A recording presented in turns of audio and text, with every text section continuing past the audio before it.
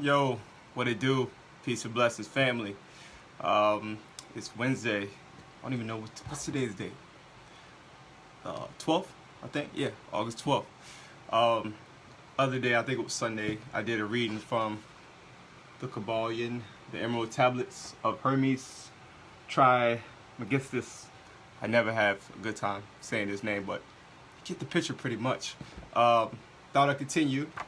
Gonna try and do this consistently. Got to bear with me today because I misplaced my glasses and I have no idea where they are. But they're in the house. Just don't know where. I did a lot of cleaning. Yesterday, so they could be anywhere. 2 pairs, too. But don't judge me. Alright, so as we continue, last time I think I read Vibration. So chapter 11 is Rhythm. So as we begin, alright. Everything flows out and in. Everything has its tides. All things rise and fall. The pendulum swings manifests in everything. The measures of the swing to the right is the measure of the swing to the left. Rhythm compensates the Kybalion. The great fifth Hermetic principle, the principle of rhythm, embodies the truth that in everything there is manifested a measured motion, a to and from motion, a flow and inflow, a swing forward and backward, a pendulum-like movement, a tide-like ebb and flow, a high tide and low tide between the two poles manifest on the physical, mental, or spiritual planes. The principle of rhythm is closely connected with the principles of polarity described in the preceding chapter. Rhythm manifests between the two poles established by the principles of polarity. This does not mean, however, that the pendulum of rhythm swings to the extreme poles, for this rarely happens. In fact, it is difficult to establish the extreme polar opposites in the majority of cases, but the swing is ever towards first one pole and then the other. There is always an action and reaction, an advance and a retreat, a rising and a sinking, manifested in all of the airs and phenomena of the universe: suns, worlds, men, animals, plants, minerals, forces, energy, mind, and matter. Yes, even spirit manifests this principle. The principle manifests in the creation and destructions of the worlds, in the rise and fall of nations, in the life history of all things, and finally in the mental states of man. Beginning with the manifestations of spirit of the all, it will be noticed that there is ever the outpouring and the indrawing, the outbreathing and the inbreathing of Brawn, as the Brahmins worded, universes are created, reach their extreme low point of materiality, and then begin in their upward swing. Suns spring into being, and then the height of power being reached, the process of retrogression begins, and after aeons, they become dead masses of matter, awaiting another impulse which starts again their inner energies into the activity, and a new solar life cycle is begun. And thus it is with all the worlds. They are born, grow, and die, only to be reborn. And thus it is with all the things of shape and form. They swing from action to reaction, from birth to death, from activity to inactivity, and then begin again. Thus it is with all living things. They are born, grow, and die, and then are reborn. So it is with all great movements, philosophies, creeds, fashions, governments, nations, and all else: birth, growth, maturity, descendance, death, and then new birth. The swing of the pendulum is ever in evidence. Night follows day, and day night. The pendulum swings from summer to winter, and then begin again. The corpuscles, atoms, molecules, and all masses of matter swing around the circle of their nature. There is no such thing as absolute rest or cessation for movement, and all movements partake of rhythm. The principle is of all universal application. It may be applied to any question of phenomena of any of the many planes of life. It may be applied to all phases of human activity. There is always the rhythmic swing from one pole to the other. The universal pendulum is ever in motion. The tides of life flow in and out according to law. The principles of rhythm is well understood by modern science and is considered a universal law as applied to material things. But the Hermesists carry the principles much further and know that its manifestations, influence, extend to the mental activities of man, and that it accounts for the bewildering successions of moods, feelings, and other annoying or perplexing changes that we notice in ourselves. But the Hermesists, by studying the operations of these principles, have learned to escape some of its activities by transmutation. The Hermetic master long since discovered that while the principles of rhythm was invariable and ever in evidence in mental phenomena, still there were two planes of its manifestations so far as mental phenomena are concerned. They discovered that there were two general planes of consciousness, the lower and the higher, the understanding of which fact enabled them to rise to the higher plane and thus escape the swing of the rhythmic pendulum which manifested on the lower plane. In other words, the swing of the pendulum occurred on the unconscious plane and the consciousness was not affected. This they call the law of neutralization. Its operations consist in the raising of the ego above the vibrations of the unconscious plane of mental activity, so that the negative swing of the pendulum is not manifested in consciousness, and therefore they are not affected. It is akin to rising above a thing and letting it pass beneath you.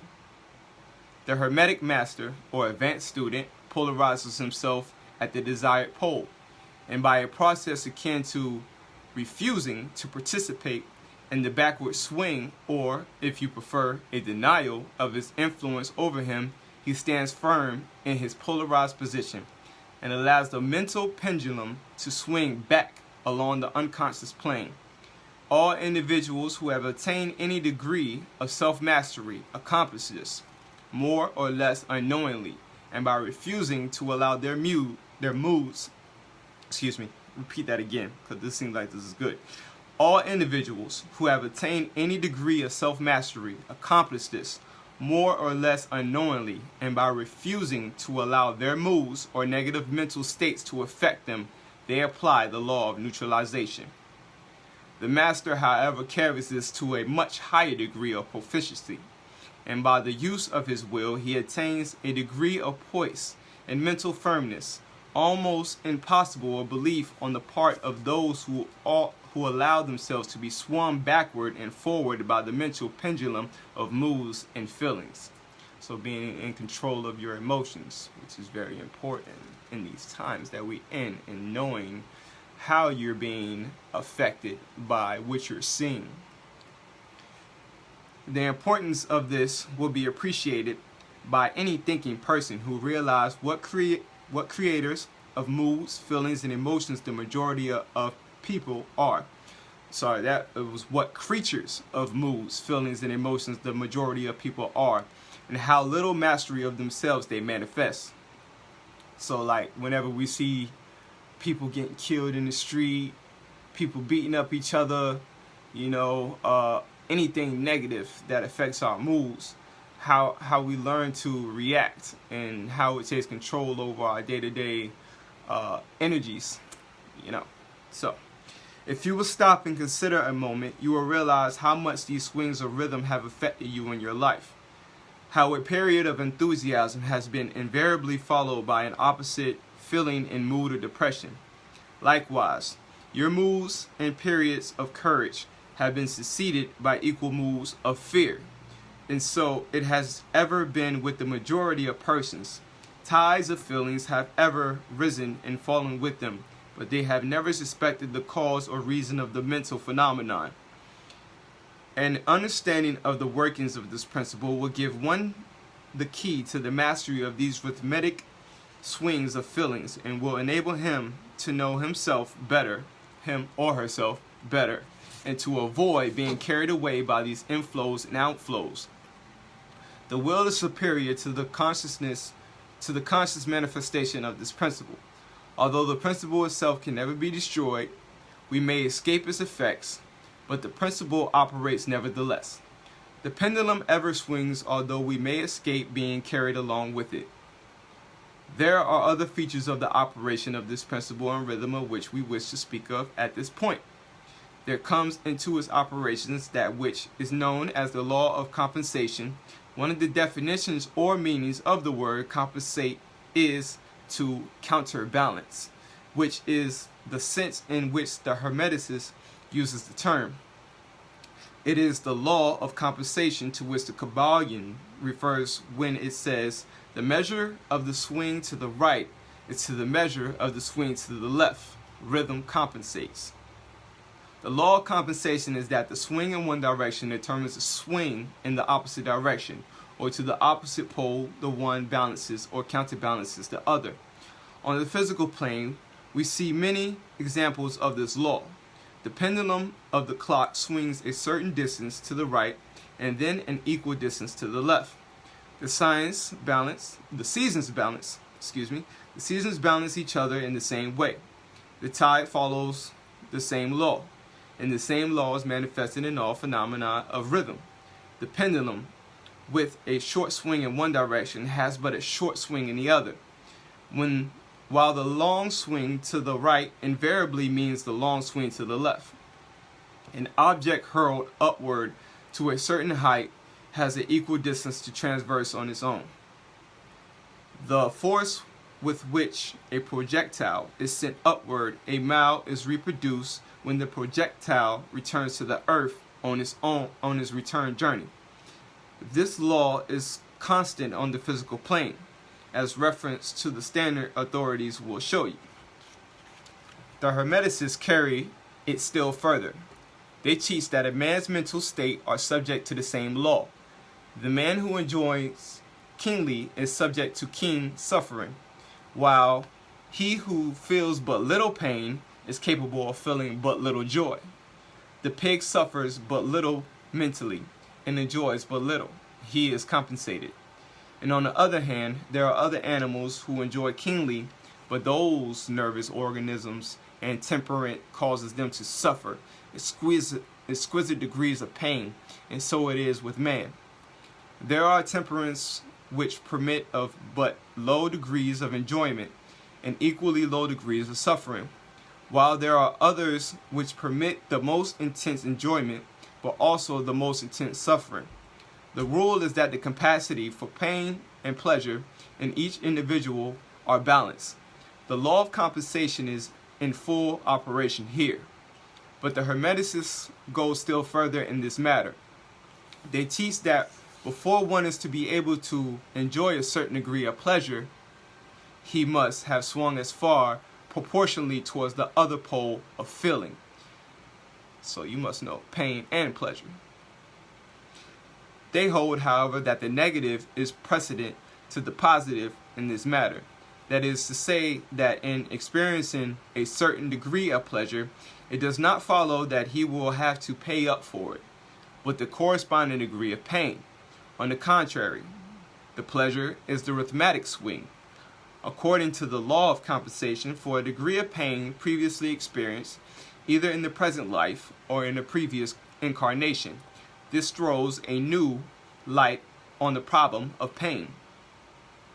So for those who agree with reincarnation, past life, Akashic records and all that, you know that some things that happen to you in this lifetime might not be because of what you did in this lifetime. It might be from a past lifetime. Karma is infinite. But let me see, where was I? Oh, okay. The Hermeticists regarded the chain of lives as continuous and as forming a part of life, of one life of the individual, so that in consequences the arithmetic swing is understood in this way, while it would be without meaning unless the truth of reincarnation is admitted. I spoke of. But the Hermeticist claims that the master or advanced student is able to a great degree to escape the swing toward pain by the process of neutralization before mentioned.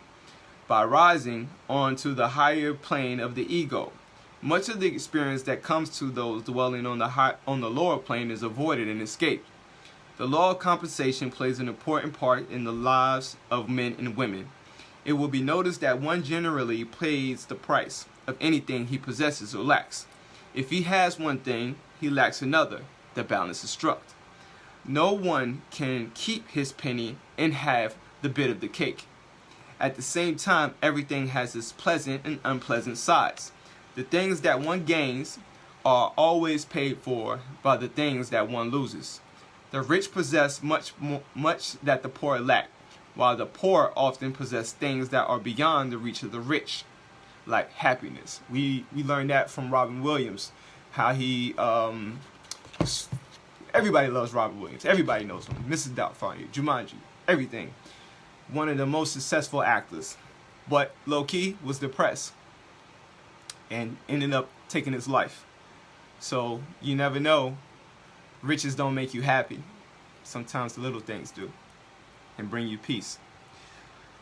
Okay, the millionaire, actually I'm going to read that again. The rich possess much that the poor lack, while the poor often possess things that are beyond the reach of the rich.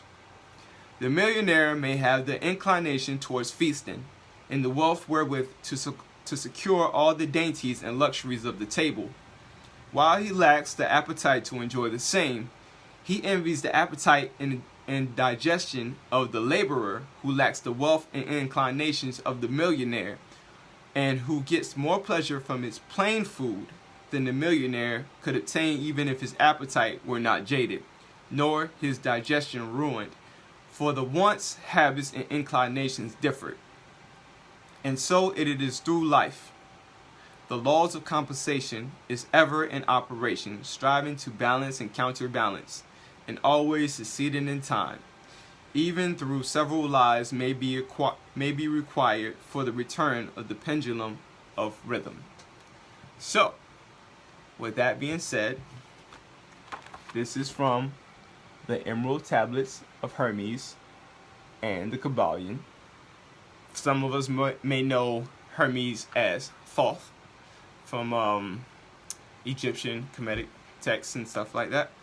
But once again, this is from Dr. J.M.I.T. Smith. You can get this on Amazon. I think I paid like $10, $11. Almost done with it already. Love this book. It's giving me life. So, with the rhythm, there's a positive and negative, a up and a down, higher and a lower. Just got to find your balance and know that whatever you go through, there is a purpose for it. So you're just supposed to see the plan in it all at the end of the day. So once again, I hope this brings you peace, love, and light. Enjoy your day. Shamar Reed. Later.